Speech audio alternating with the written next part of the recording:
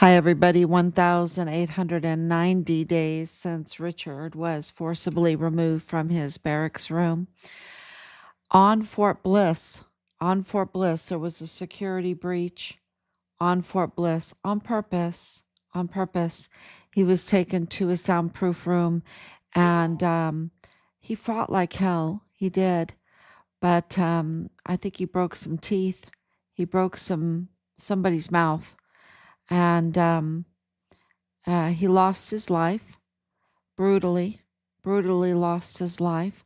His body was then stolen, dismembered, and trafficked over the border. And this is really important for tonight because we're going to be talking about Panici, A.G. Panici, Chihuahua's Attorney General, Cesar Panici.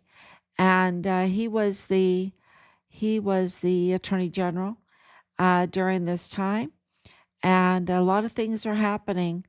A lot of things. So let's look to see if everything is working. First of all, I don't know if you saw it. I don't know if you saw it, but I posted up a picture of Patrick Wood Crucius, the convicted shooter. Of course, there were many shooters. There were, and this was an orchestrated mass shooting. Patsy is the Patsy. He did admit to shooting one or two, but 23 lost their lives, and 23 were injured. And the videos that we have tell a different story. And absolutely, there is no doubt. It's kind of like this whole thing with Charlie Kirk. Um, when you talk to professionals, the wound that we all shockingly saw, that's an exit wound. That's an exit wound. Overwhelmingly, that's an exit wound. So clearly, he was shot from a different direction, not from in front. Definitely from the back right side. Um, and because the scene wasn't secured. You have this team that has a lot of security. It's not like he just showed up there and he didn't have any security. He had a lot of security, and they have police there. And the police and the security did not secure the crime scene. That's just wild, absolutely wild. And it really points to, giving, um, you have to give a nod then to those that say this is an inside job, right?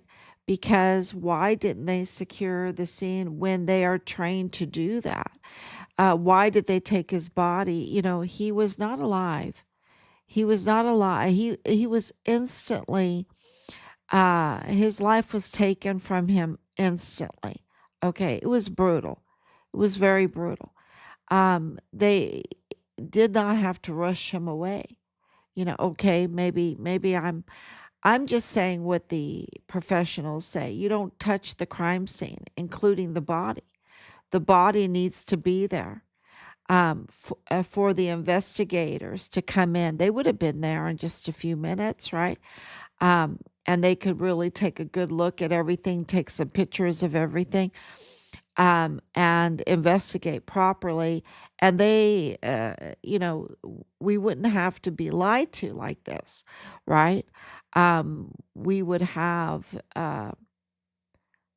yeah, so, yeah, clearly we're being misled, and the police and the team, sorry, the Turning Point team, it's their security. Don't they check roofs? Don't they know how to secure a crime scene? It's just really a lot of questions there, a lot of questions, and especially to demand it, because if they want justice for Charlie Kirk, at least about an 80% chance of justice, they need to secure the crime scene. This is why they tamper with crime scenes in so many different cases, like in our son's case. And then we have to work very, very hard for years and years to get justice. But if you secure it right away, justice comes very quick. And something is very wrong happening. They didn't secure the Walmart mass shooting for over 2 days. That's over 48 hours. Yet people were walking the crime scene, which is illegal. Um, so I put up a picture of Patrick Wood Crucius uh, next to a high school picture of James Bonneau. James Bonneau is James Montoya, right? James Bonneau Montoya. Um, so he's been deceiving, right, by changing his name. I mean, you can say, oh, he can change his name, but he didn't change his name properly, and he didn't let the public know. Okay, he didn't let the public know, which there are regulations, there are laws against what he did, uh, being a public um, elected official, right? You have to follow very close rules, and he broke them. He broke them with this name game that he played, and the 2028 stamp, and he's a rogue DA. But he looks so much like Patrick Crucius, doesn't he? I mean, this is them at about the same age. I mean, he's just a little bit younger than Patrick Crucius in these pictures, and I mean, they look like brothers. I mean, closer than brothers, I mean, they could even be twins.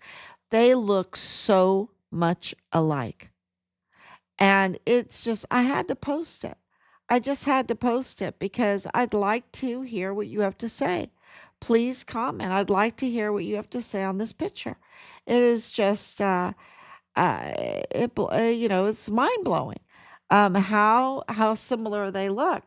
Do the Bonos Montoyas have close relationships with the Wood Cruciuses? You know, because they look so much alike. Um, so yeah, I'd really love to hear your comment on that. I can see my comments here. I'm not very good at that, right? I'm not very good at all the comments and everything because it's just gets so late. We're burning the midnight oil and then some, and then some. It's almost 1 o'clock in the morning because we're getting so much information in. And today, really surrounding so many different topics, but the one that I am at liberty to talk about is this one with Peniche, with the Attorney General Peniche.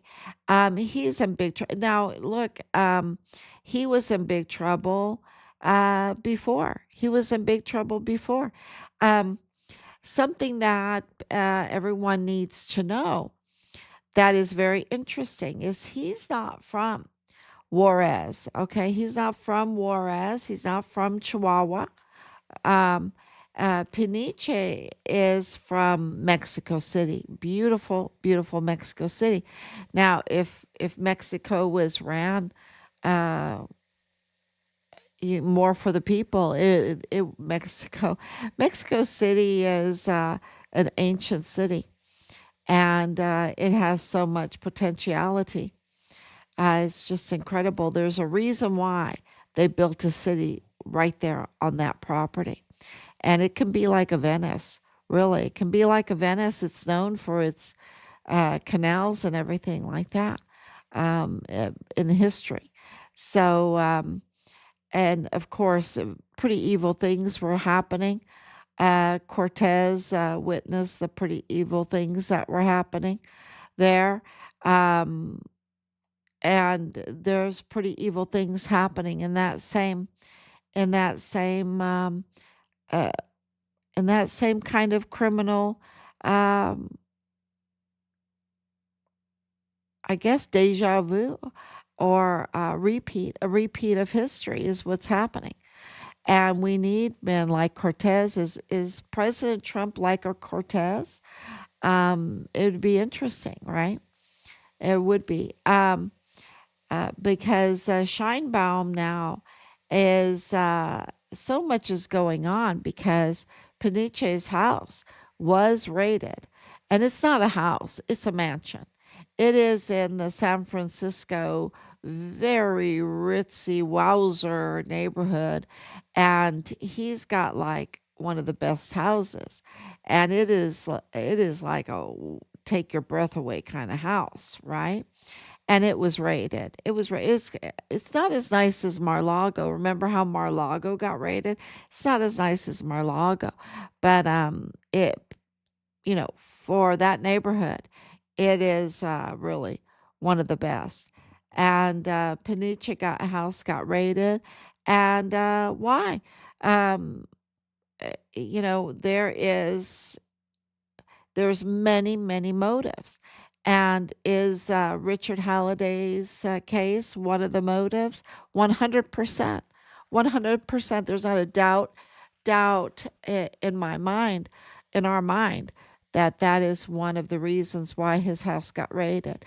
There's several, because he's up to no good with the cartel, with the Mormon faction cartel. Sometimes the Mormon faction calls themselves Mennonites.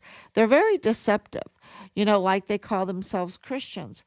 Please, everybody, the media and everyone, they call them Christian. They're not Christians, okay? Just because they recognize Jesus Christ does not mean they're Christians.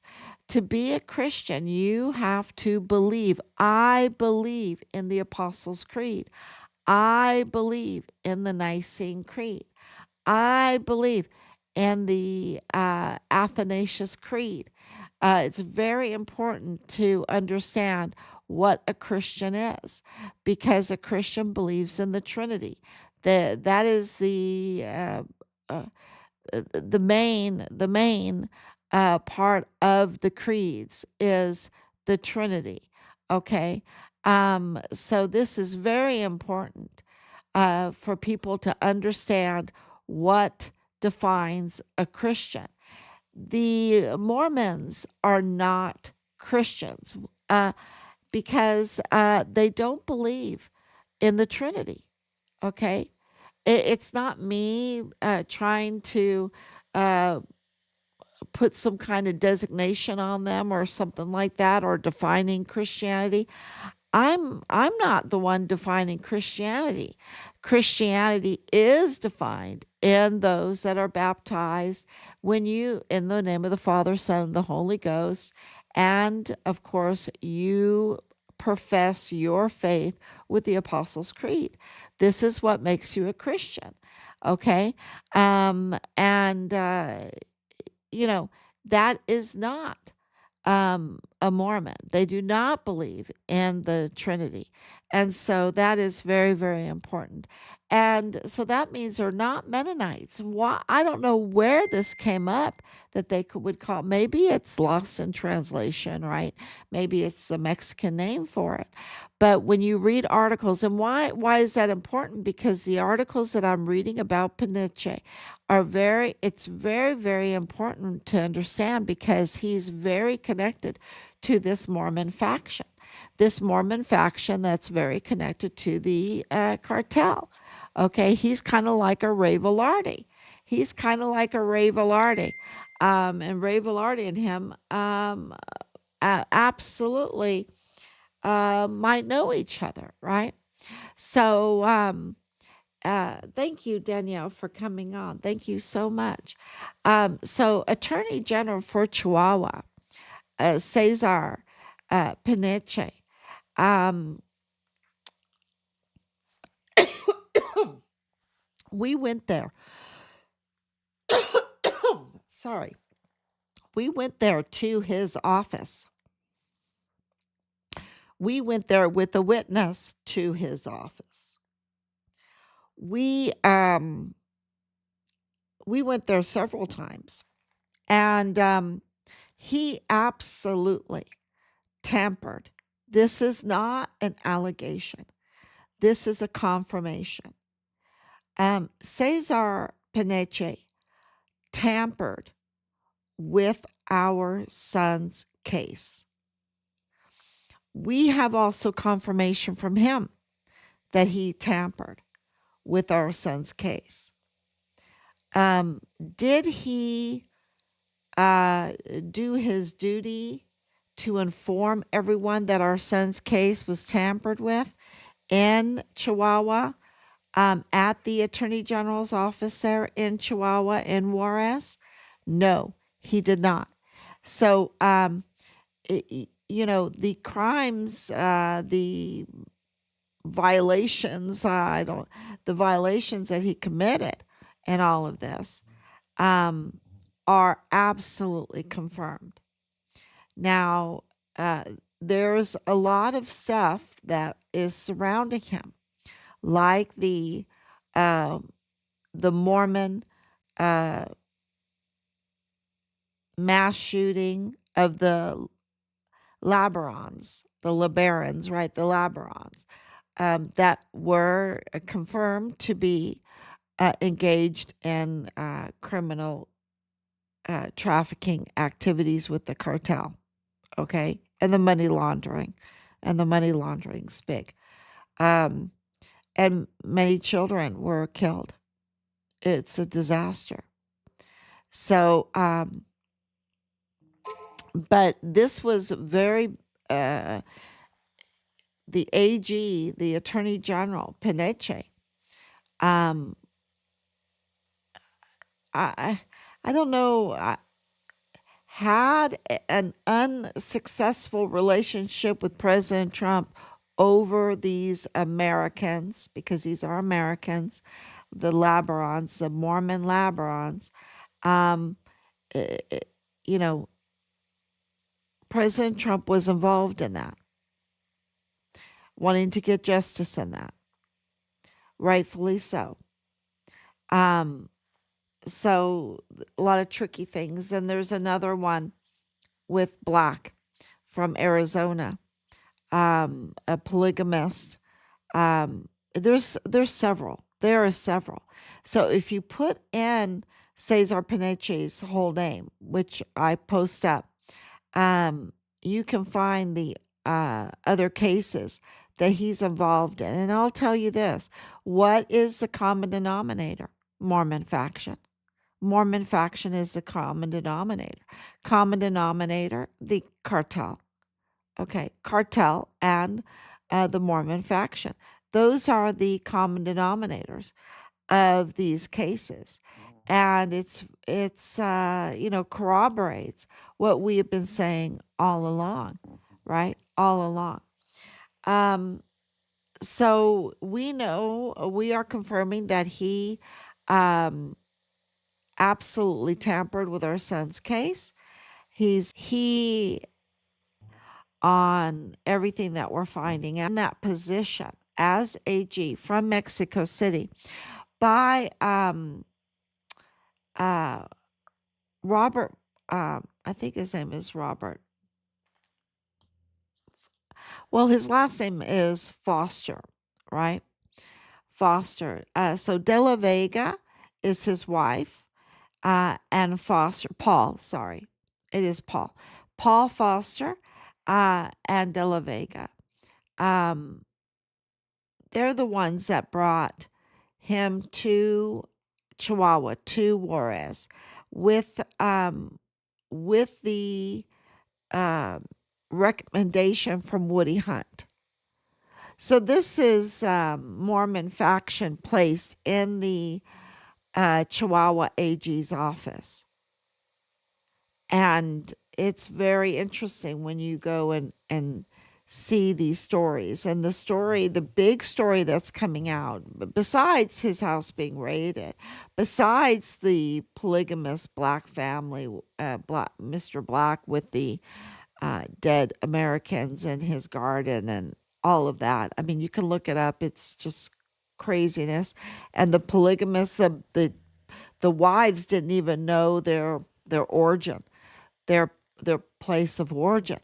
Um, it's just an amazing story that shows how terrible things are that, they traffic and here they are polygamists and it's bad. It's all of it's bad. Um, so those are the cases. And then the very big case that's coming out has to do with energy.